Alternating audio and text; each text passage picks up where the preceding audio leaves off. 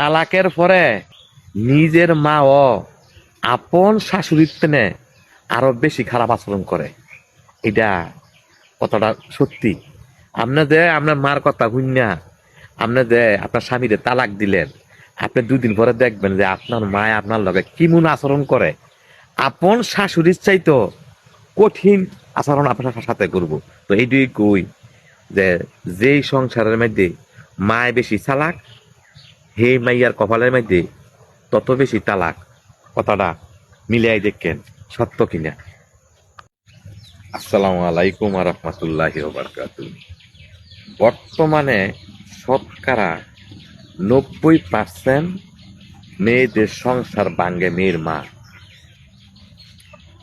মা 6 মাস 1 বছর সংসার করার পরে কি করে?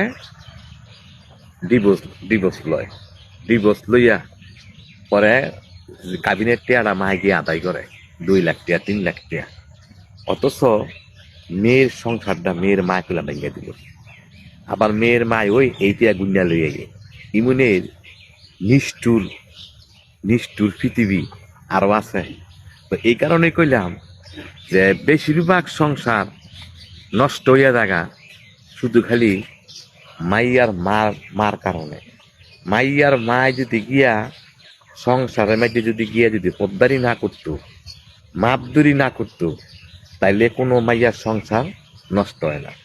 মাইয়ারে আরো লাই দেয়, যদি বাল না লাগে আয়া পর। বাপে কিন্তু লাই দেয় না, মাইয়ার মায়ে লাই দেয়। কি কয়, যদি বাল না লাগে আয়া পর, তোরে বিয়ে আরেকটা বিয়ে দিব, হ্যাঁ না বালা মানে ছেলে দিকে বিয়ে দিব। তো এই যে আপনি মা হইয়া আপনার মেয়েটার আপনি এমন একটা লাই দিতে আছেন, একটা আশকারা দিতে আছেন।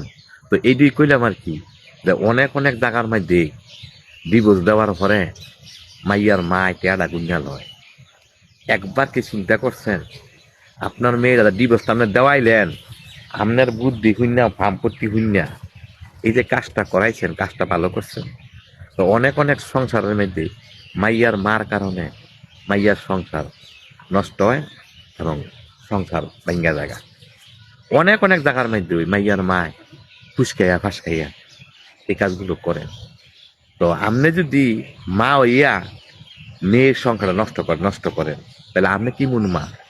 অনেক সংসারের মধ্যে মাইয়ার মারা গিয়া মাপ দূরি করিয়া সংসার দ্বারা ভাঙ্গা থিয়াই ইয়ার পরে কি কয় যে আইয়াবার বিয়ে আরেকটা দিন, হ্যাঁ বালা ছেলে দিকে বিয়ে দিন। এই যে আপনি একটা আশকারা দিলেন, লাই দিলেন আপনার মেয়েটারে, এই কাজটাকে আপনি ঠিক করছেন? তো এইটাই কই আর কি, যে আপনার কারণে আজগা আপনার মাইয়ার সংসারটা নষ্ট করে দিলেন।